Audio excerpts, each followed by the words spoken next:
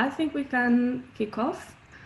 So welcome again. Welcome. This is the last stop of our roadshow with Cisco, a collaboration that we started a couple of weeks ago. So this is the last session, as I mentioned, and we started with another webinar 2 weeks ago with Pini, our CRO at Containers Solutions, where he shared with us what cloud native is and all the implications, that it's much more than technology. It's also about culture and strategy. Then last week we had our director, Michael Mueller, from Containers Solution, covering how to keep your systems up and running with SRE. And now finally today we are very excited to welcome Sebastian here from Cisco, and he's gonna share with you you know, the API to rule them all, Kubernetes. So one final note before I leave the stage to Sebastian: this is recorded, and we're gonna share everything tomorrow in a follow-up email. Please feel free to ask your questions in the chat, or unmute yourself and ask them on the mic. We are welcome to take them. But without further ado, Sebastian, the stage is yours. Thank you very much, Carla. Also here, I want to take this opportunity and say thank you for your partnership and for all your help you did in the past, and for your other 2 webinars. It was super interesting to see how we can embrace our cloud native journey and how we can use site reliability engineering to actually make our productive system better and make the processes better. So today I want to take this journey for us to Kubernetes, like productive system that we can produce with Cisco solutions. And in this case, I'm going to share my screen. So share my desktop.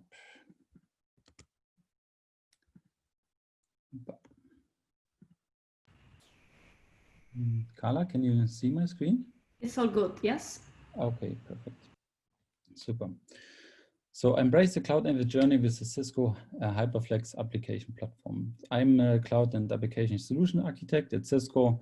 I'm since 4 years at Cisco, and I'm working in the global sales organization, and a helping partner and customers to actually implement this platform, to build architectures of the platform, and to let the applications run on our container platforms.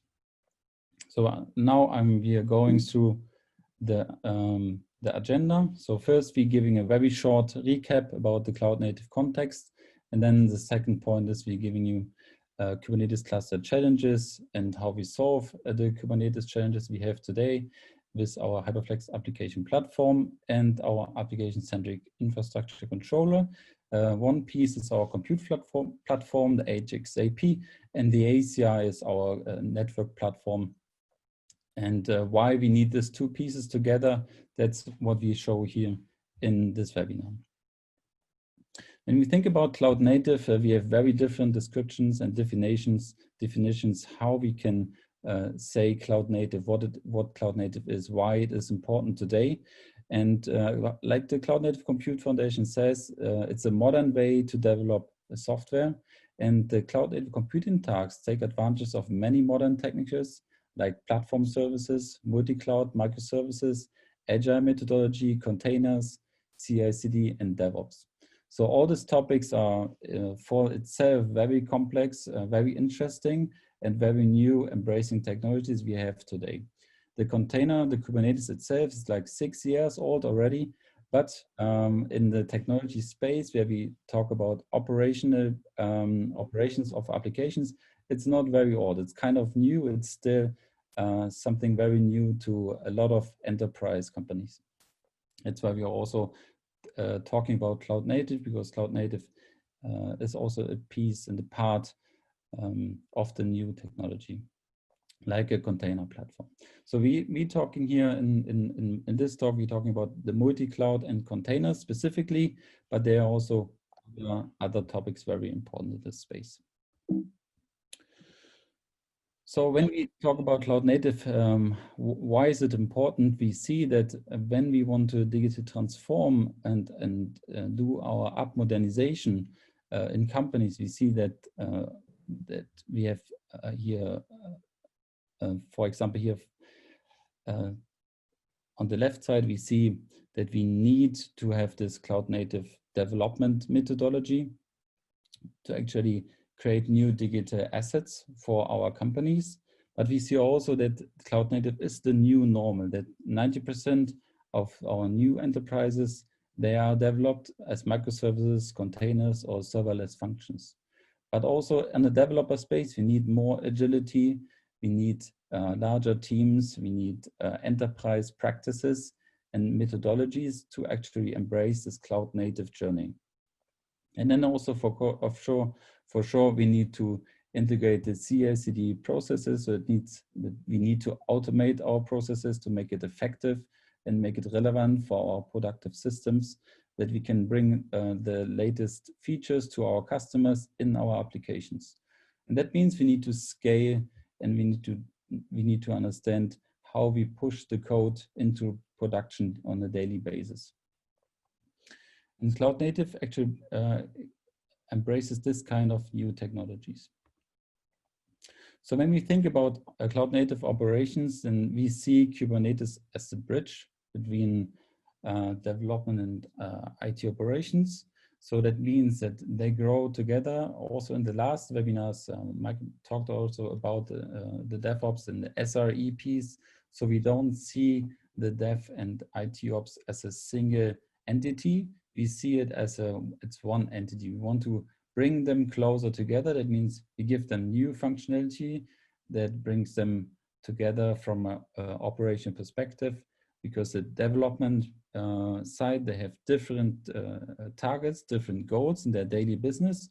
For example, they want to bring the features faster into the application. That means they need flexibility, they need a cloud native features like the public cloud features, but they want to have also this one on-prem. So, and what we see is that they also need all the DevOps practices enabled, not only for the public cloud, but also for the on-prem cloud. Of course, they always want the latest features, the greatest features, for example, from Kubernetes. So we want to use an upstream Kubernetes, vanilla Kubernetes. It means we get the latest new features from this from the community space. What we also want to do, we want to have infrastructure as code. That means we don't configure out of the line anymore. We configure inside our file, inside our YAML file, like Kubernetes, for example. But we also embrace automation technologies like Terraform or Ansible to automate our infrastructure. And we also need to also embrace new technologies like machine learning, training, where you want to use Kubernetes cluster GPUs to for example, give them the opportunity to develop applications that are running inside the cluster, but also using GPUs on an effective way. And then on the other side, we have the IT operations, where we want to bring them together, and they want to deliver for us what we see Kubernetes as a service. That means they click a button and Kubernetes up and running for dev people. Maybe the dev people can also use this feature and say, okay, I need a new cluster. I integrate this in my CI/CD. That means we are integrating via API everything we have. So we can create clusters, can create tests and test environments with a single API. Of course, when we operate clusters, we want to operate them anywhere. So that means not only on-prem, but also in AWS and Azure and Google. So you want to have everything in one place. We don't want to go to a different API in the public cloud and different API on-prem. So that means we enable this too. So then, of course, in Kubernetes, we see later, we have a couple of challenges with storage and network, and we need to take these challenges now, and we need to understand why these challenges exist. So, and then of course, the full stack high availability is super important. Resiliency, monitoring, logging, all these important operational pieces are very important to IT ops, less important to dev. depending also on the shared responsibility between development and operations. Also, container solution helps companies to understand what kind of responsibility they have, and they also change, for example, teams with workshops, how the responsibility works, etc. So when we think about the HyperFlex application platform, it builds Kubernetes clusters. It's very easy, but it does it from 0 to production ready in minutes, and it's compatible to multi-cloud environments. That's what it is. And when you, for example, now feel when I use some words like pods, nodes, some architecture pieces from Kubernetes, you can go to Kubernetes IO. We record the session. You can come later back to the session, and then you can maybe after the learning you can understand what I talked about. But now I think here that you already know what Kubernetes is. If you don't know, go to Kubernetes IO and try to learn something how Kubernetes works.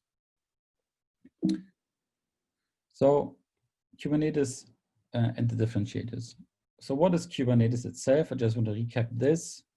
So it provides you service discovery, load balancing for your application that you deployed into the cluster. There is storage orchestration. It's a service. There are automated rollouts and rollbacks. There's bin packing. It's automated, and there's a safe healing piece in it that always does some monitoring of your application pieces. And there's secret and configuration management inside Kubernetes. And what is it not? It doesn't limit you type of applications you want to deploy inside Kubernetes. So you can deploy every application inside Kubernetes, even a one-tier application.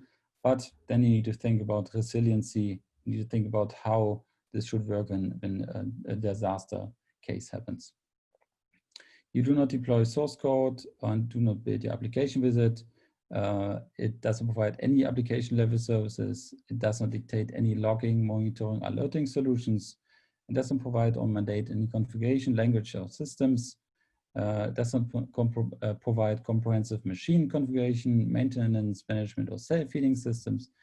And Kubernetes is not an orchestration system itself. So what I want to say here is that we have very specific tasks that Kubernetes is made for. And these tasks are important to understand because it's very different to our daily, for example, IT operations, where we are using a virtual machine manager, some hypervisor, and it's basically deeper integrated in our deployment of the application, because when we talk about infrastructure as code and we talk about how we deploy application, we are using a single file to actually describe how this application will be deployed. And this includes all pieces on the left side.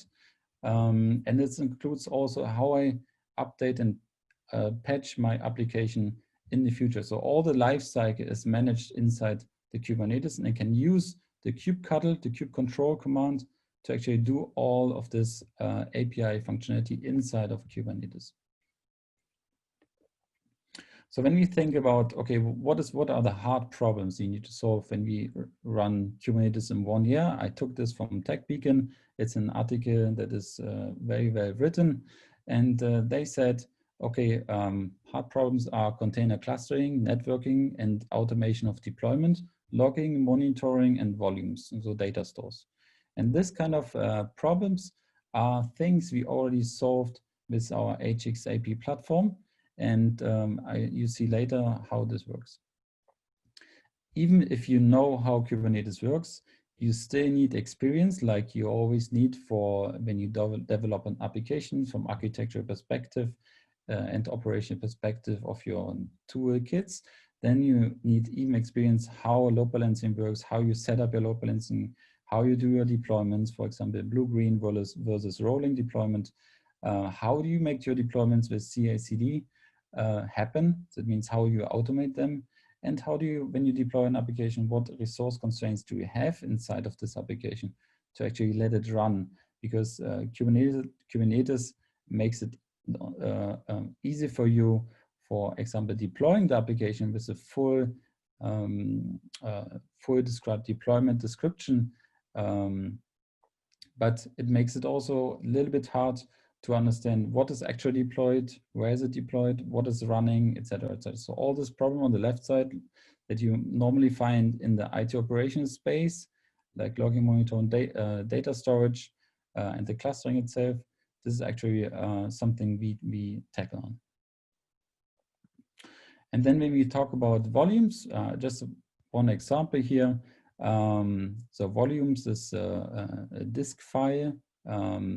And then when a container crashes, the kubelet, it's a part of the Kubernetes, will restart the container, but the file will be lost inside the container, and the container will start with a clean state.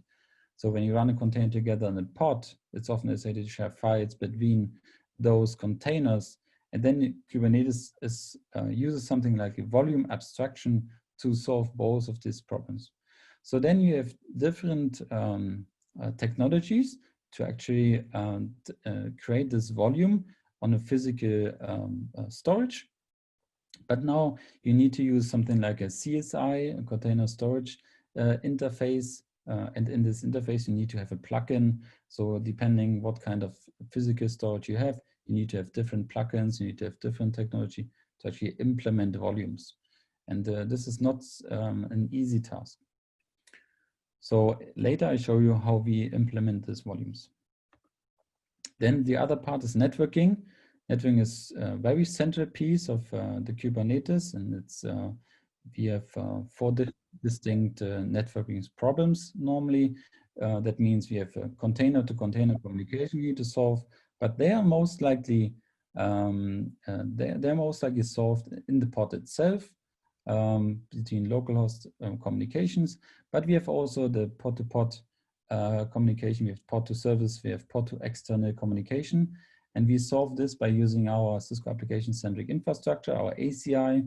And this is an underlay SDN solution that supports containers, virtual machines, Baremetal servers. So that means normally you have the problem that you don't understand necessary when you look into your application configuration, where the application tells you, oh, I have, for example, this DNS name on this application, and this should talk on this network name. But then how do you know how does it implement in the physical network?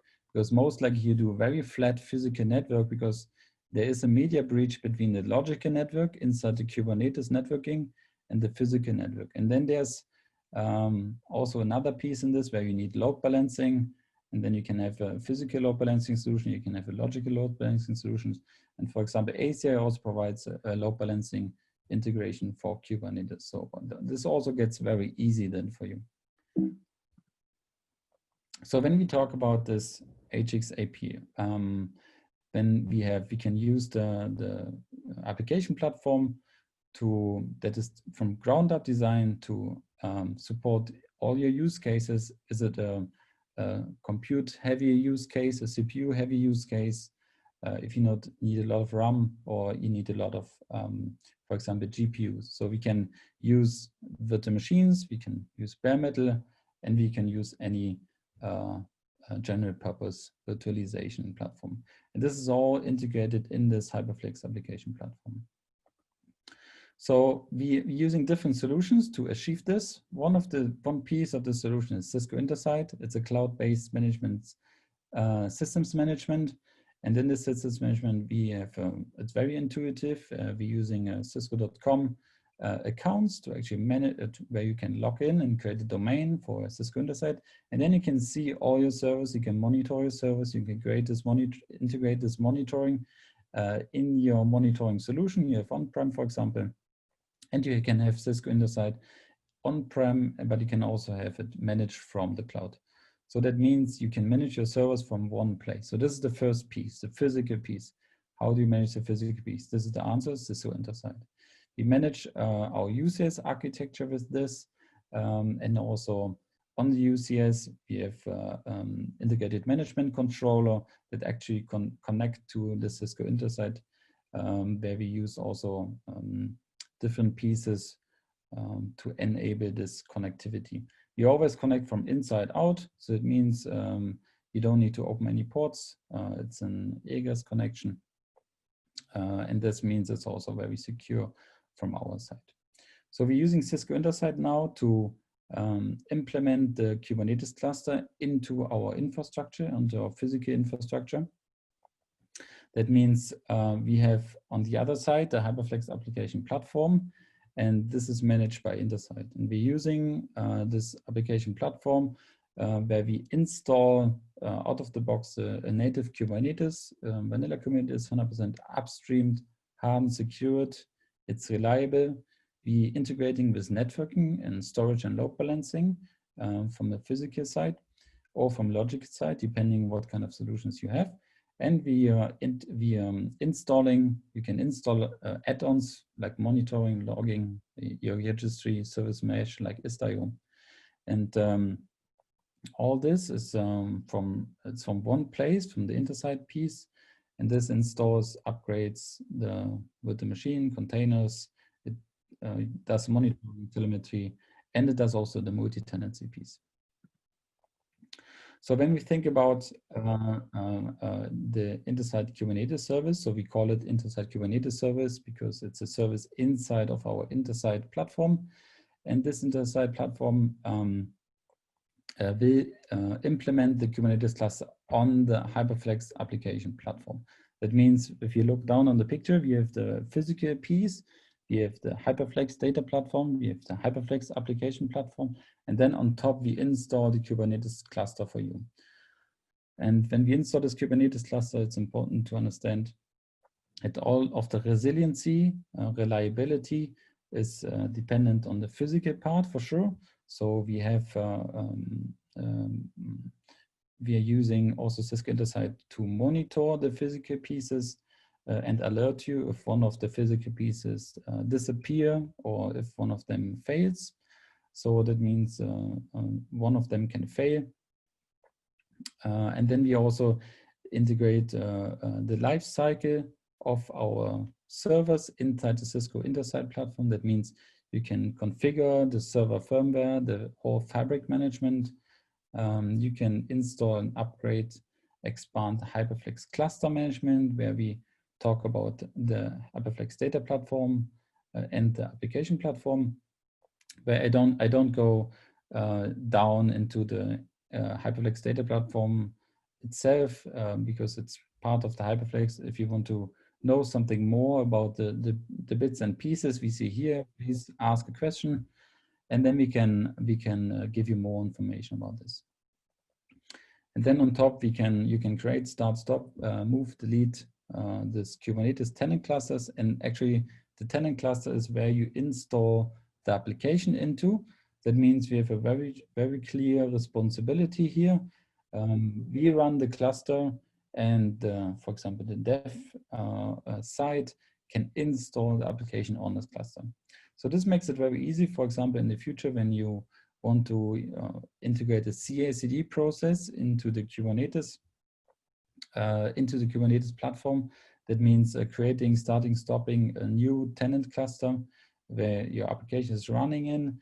You can actually use an API and you can integrate this in your CI/CD process. It makes it very easy for testing. For example, if you're doing tests in the night, you install the application, you want to see if the new feature is tested for green, then you can use the CI/CD from the HXAP.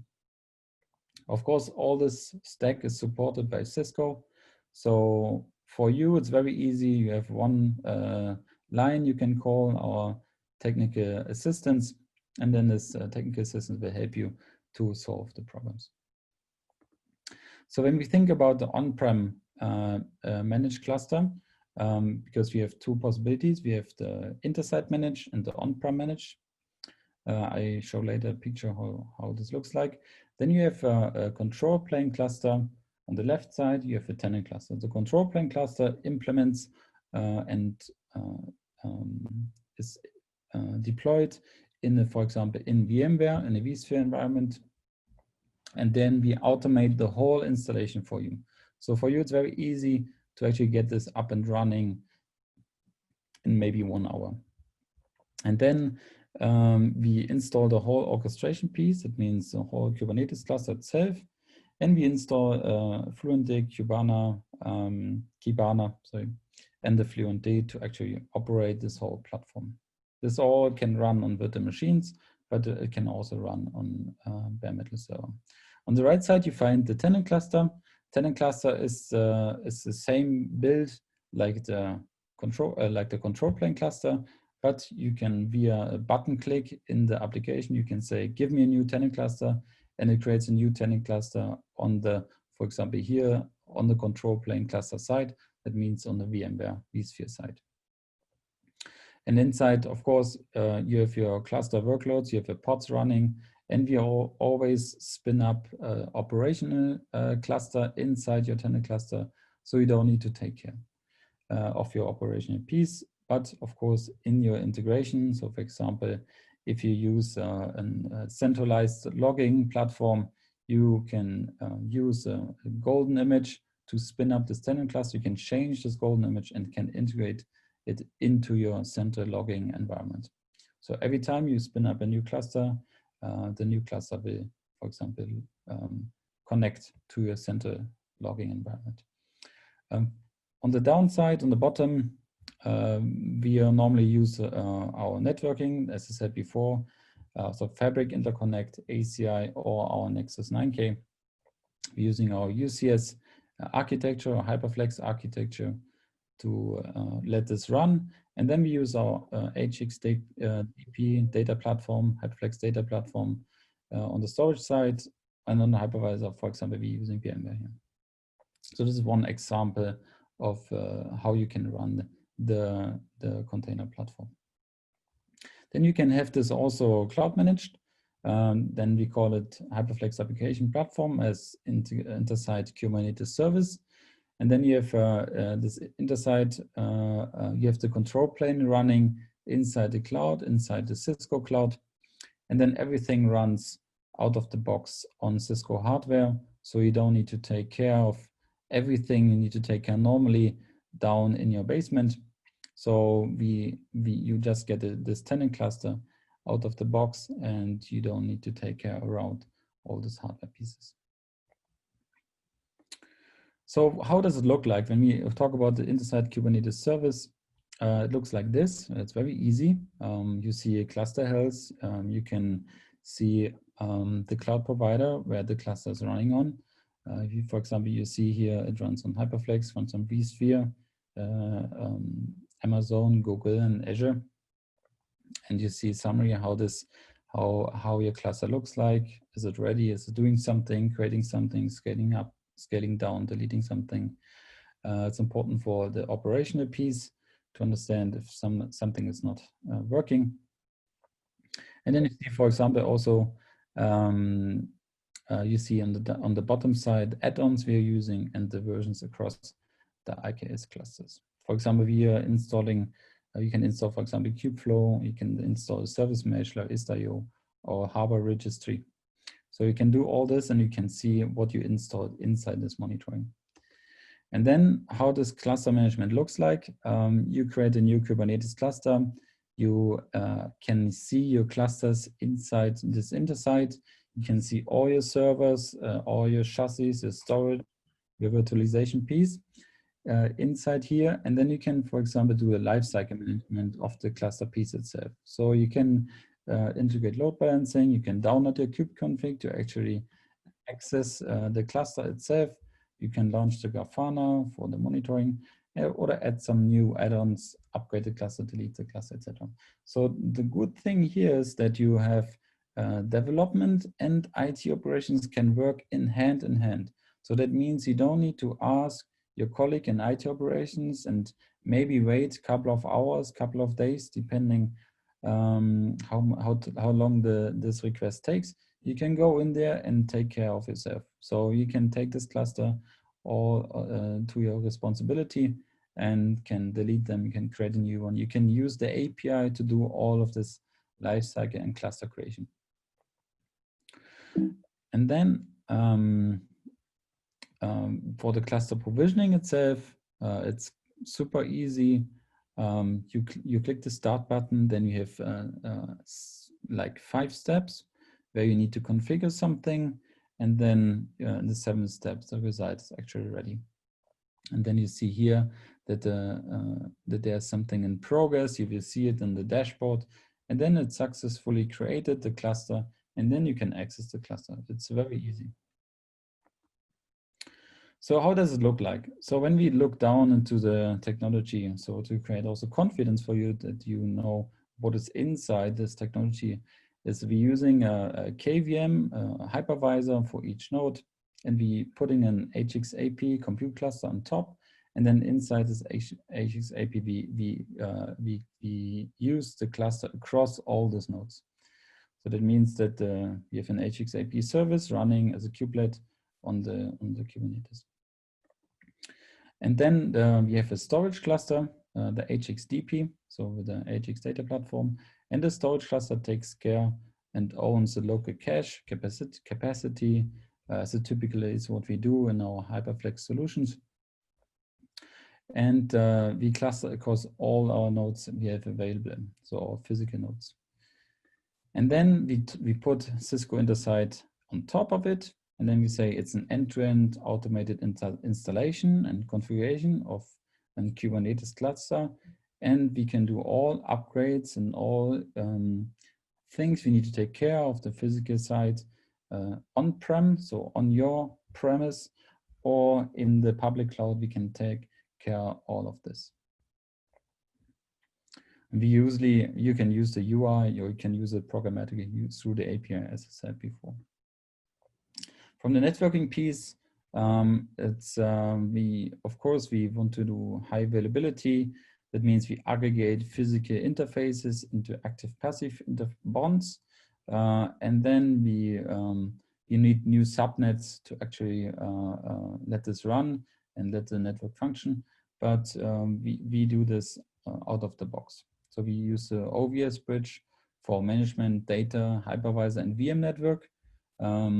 And this is how we do very similar to traditional HyperFlex networking architecture. And then of course, we have different use cases. For example, infrastructure as code.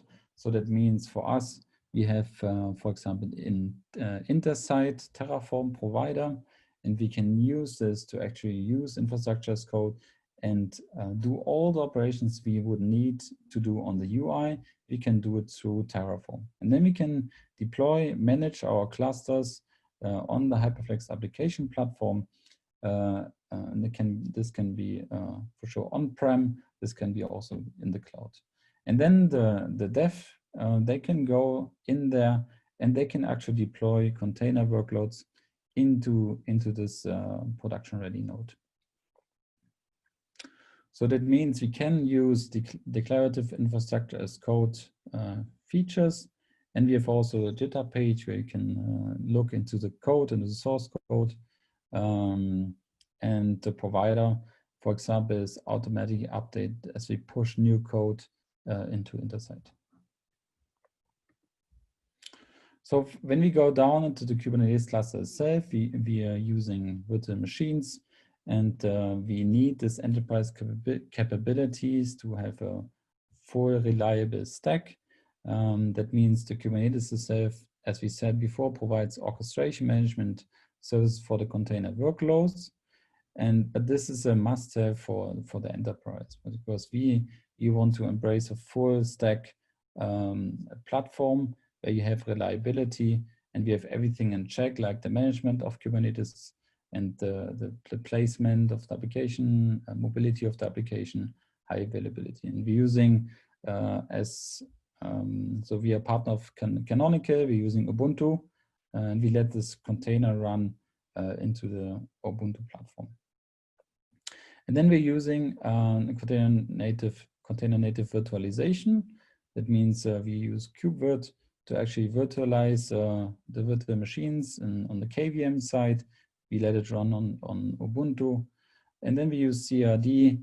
It's a part of the Kubernetes API that we can create and manage custom Kubernetes resource objects. And then we're using this to actually let this VM run on the whole stack. So that means the VM disk is connected to via loon maps to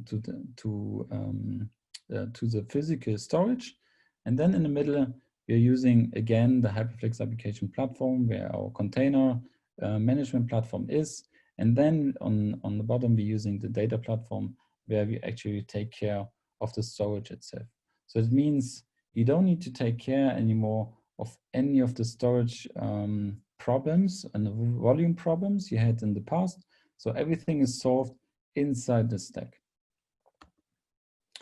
And then when we look at the whole picture, we're actually using in the KVM for the virtual machine instance as CRD. And then we're using the persistence volume on the physical disk. And we're using the kubelet inside Ubuntu as a iSCSI device, and using this iSCSI target from the HXDP to install and put this into a physical storage. So normally you would use, for example, NFS. Then you need to manage the NFS link. You need to manage this on your storage side. So there's always a media breach. So what we're talking here about is we don't have any media breaches between the storage configuration. So we actually do the same for the networking piece. So when we talk about the tenant cluster workloads, the container then is running in the pod. It's running on Docker runtime, and everything we applied before is still valid. So we run this pod on this whole cluster, on this whole stack. So we can also run this on Baremetal. So in the end, I would say it's half Baremetal. It's not half Baremetal, but it's virtualized, but we can run it on a Baremetal machine. So that means you don't need to install an operating system. You don't need to configure the firmware. You don't need to configure the server itself or install something on the server. So we install everything for you. That means also for you, because we're using the Ubuntu, for example, here as a Baremetal operating system. That means you don't need to configure or install something from your side. So we can everything do this from remote, from the Intersight portal. And then of course install also all of the tenant cluster functionality, all the ports, the VMs, and all of this. So that means we run the Kubernetes cluster itself, and then we run the tenant cluster on top of this. And every Kubernetes node is running inside the KVM, and then you can run the KVM virtualized. You can run your environment virtualized, or you can run it directly on the Docker runtime. But the tenant cluster itself is always running inside the virtualized environment. So when we see this as a scale-out architecture, then we can see that we can have different tenant clusters on different nodes, but we can share the nodes, but we can also, for example, define that we want to have specific tenants only on specific nodes, physical nodes, or we want to have them shared on different nodes, because sometimes there are use cases where you have different clients and you don't want to share environments, even compute resource environments, to different clients.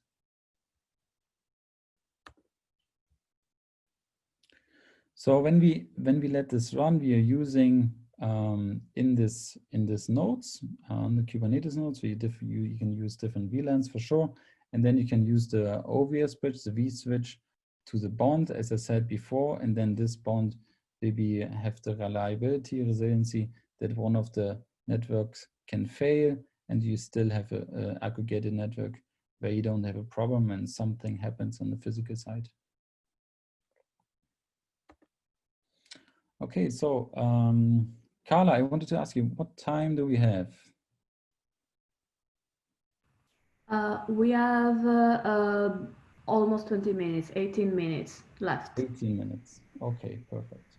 So, so what we can do now is we can go into our environment and I can show you how this actually gets implemented in real time.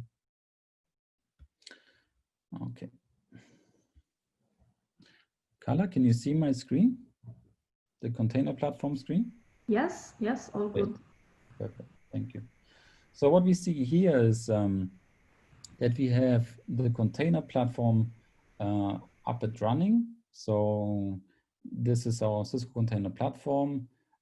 As we remember from before, that we let this run depending on our Intersight platform. So that means we can install this container platform through the Intersight Kubernetes service in Intersight. So this is not Intersight, this is the implementation that actually Intersight installs into our platform on-prem, on our physical server. So what we see here, we see that we have different cluster provider. We have here vSphere, for example, VMware, we have AWS, Azure, the GKE.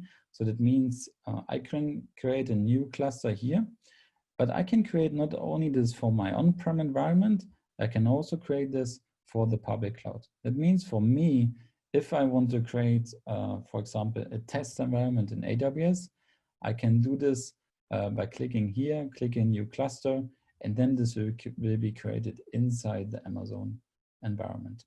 The same for Azure and GKE.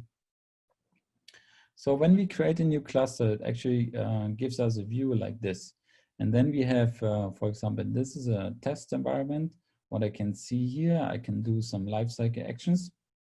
So I can view some details. I can install add-ons, delete, upgrade, and download this thing. So when I go into this cluster and look into my details, I see that I have a master group of 3 nodes, and I have a node group, a worker node, so a tenant cluster of 1 node. So this is a super minimal configuration. You would never do this in production, but this is a test system. So here it's okay, but there you have no resiliency on the tenant cluster. So that means if something fails, the whole application will fail. But normally we have at least 3-4 nodes in the cluster to actually have resiliency. But it's not implemented here in the test. So what you can do is here, you can also, what you get is from the container platform is you can add a new node pool. So that means you can add new physical pieces to it. And then actually it takes care of itself when there's a performance issue, resource issue, and then it just deploys a new node into a new physical location. What you can also do, you can upgrade the cluster from here. So that means you don't need to take care anymore of upgrading everything by yourself using your own scripts. You just click the button. It's supported by Cisco. That means Cisco, the cadence of upgrading the software release for the container platform actually is like 1 week or 2 weeks, depending how big the update is on the upstream project of Kubernetes. So we are taking care of testing the new version of Kubernetes, and the only thing you have to do is you click the button, and it's a rolling upgrade. So that means it uses the 100% availability feature of Kubernetes itself, because we manage Kubernetes with a Kubernetes cluster. So your tenant cluster is a Kubernetes cluster, your control plane cluster is a Kubernetes cluster. And when we update Kubernetes tenant clusters, we are using Kubernetes features. So that means for you, when you click the upgrade button, you don't need to panic that something doesn't work afterwards, because it does a rolling upgrade. That means it upgrades 1 node after another. And if some test fails, it actually reverts and rollbacks the upgrade, and then everything is like before. So you will never have this situation. Maybe there are some edge cases, but you will never have this situation where you have a problem with upgrading the cluster. And then, of course, you can download the kubeconfig to access the cluster. So for everyone who's new to Kubernetes, this is not Kubernetes, this is the Cisco Container Platform. And the Kubernetes cluster is running on this platform. And then you can download the kubeconfig to access the Kubernetes CLI, the kube control from your laptop. When you can see a little bit more. For example, you can see data stores that are connected to VMware. In this case, we have a network, VMM. This is a piece that is integrated into ACI, into our ACI network. I'll show you later how ACI looks like then. And then we're using a template, so you know how this cluster is created, from which kind of template is created. This is important because you can use this golden image from which we deploy the cluster, and you can change also this image. So it means if you need specific integrations to logging, specific monitoring integrations, specifics for your environment, you can change this template. And actually changing this template means when you create a cluster the next time, the change is permanent. So, and this is how you can version this templating.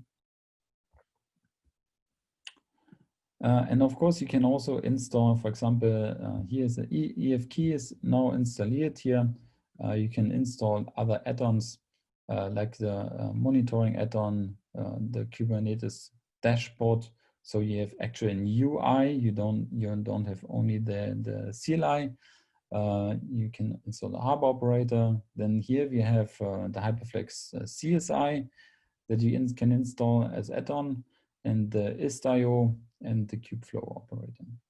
And then the Kubeflow, for example, it's a data science topic where you can create workflows. You can install this from scratch. And then, for example, logging is already installed.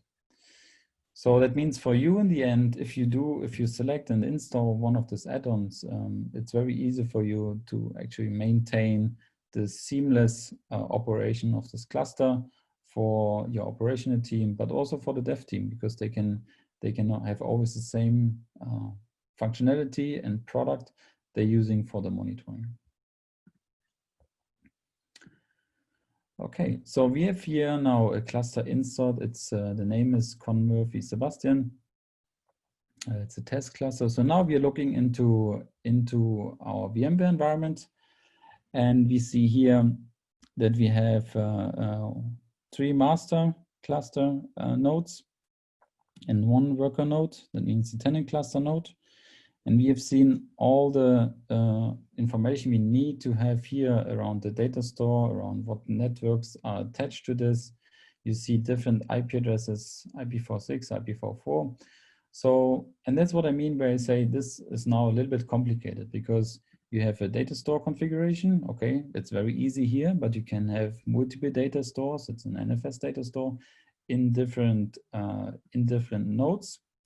Here it's super easy because it's just one, but if you imagine you have different applications running, you have maybe 10, 20, even hundreds of data stores here in this configuration. So now you need to understand, okay, this node has this data store. Okay, I go back into my configuration. Okay, I need to check maybe this one and understand this one, what kind of template he used and what kind of how I can access this to actually check if this is really my data store that is attached to my application. Or you go to a YAML file of a Kubernetes deployment and you check if the data store is configured inside the YAML file. And then for the same applies for the network. So here we have a distributed port group, and it's very easy. It has one name, it's just one host. And you configure this network. You see a couple of configuration pieces. You see what kinds of VMs are attached to this. But when you think about because in the Kubernetes cluster, you have a microservice environment. That means you run hundreds of pods, hundreds of containers, and this virtual machine has maybe hundreds of IPs that's going out when you need direct access from external network. So what we do to simplify all of this configuration, then we have, for example,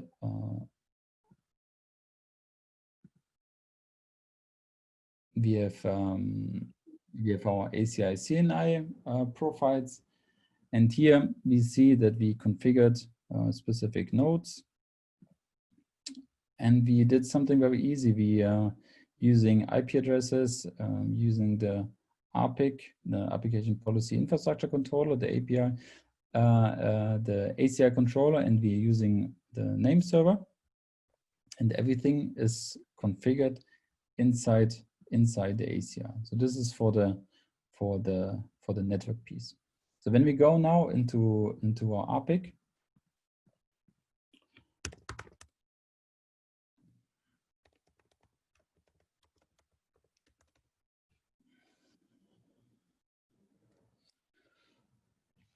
we will see that this is our physical network fabric that is running the APIC on it. So the APIC manages the whole physical and logical network. So when we go into our virtual networking, we see that we have a container domain here. And in this container domain, we can see actually already our cluster deployment. And in this cluster deployment, we can see namespaces and nodes. So we are now, the great thing is here that we are connecting the physical network and the logical network of the Kubernetes cluster. And the good thing here is that when we go onto these nodes, we actually can see actually what node it is. We can see the ID, so we can actually use kube control to actually understand what on the node is running, etc. And then we can also see, for example, to what kind of compute node this is attached to. And we see that we have different, for example, DNS services are attached to this compute node. And they have different pod details. We can see, for example, the encapsulation network, the VXLAN that is connected to this. And we see the IP address, we see the interface name, etc. This is, for example, the core DNS service, and we can see all different kind of connections that are going into pods or going out of pods. And this is something that is very, let's say, beneficial for network operators and operators that operating actually the Kubernetes, because now they don't have this media breach between the logical configuration of the application itself and the physical configuration of the network. So everything comes together in one place. And this is one of the arguments where I would say, okay, this is something very interesting that Cisco provides here. So we not only provide a full stack compute platform where you can install your Kubernetes cluster out of the box from Intersight by just clicking a button, and then having storage integrated on the HXAP Application Platform. And then also from the network side, if you have ACI on-prem, also this take care that you don't have a problem between identifying networks, seeing security risk.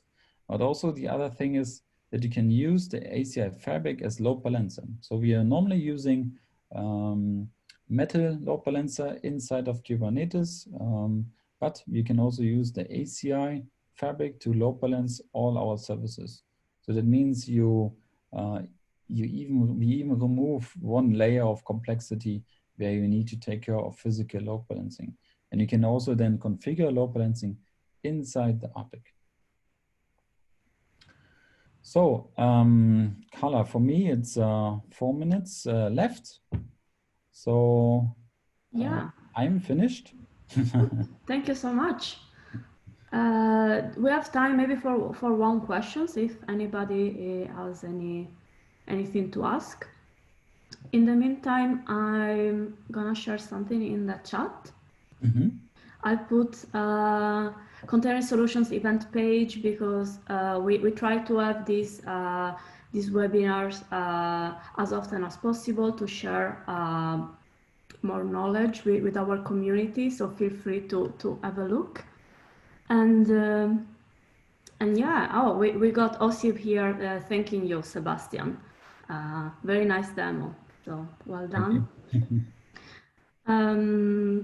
I've also shared our YouTube channel in the chat because you can see the previous sessions in the channel. So the first two stops of this roadshow. So feel free to have a look. And we have an interesting upcoming event, which is a fireside chat between our CRO Pini Resnick and Steve Wade of Metal, where they're gonna discuss GitOps in the banking world.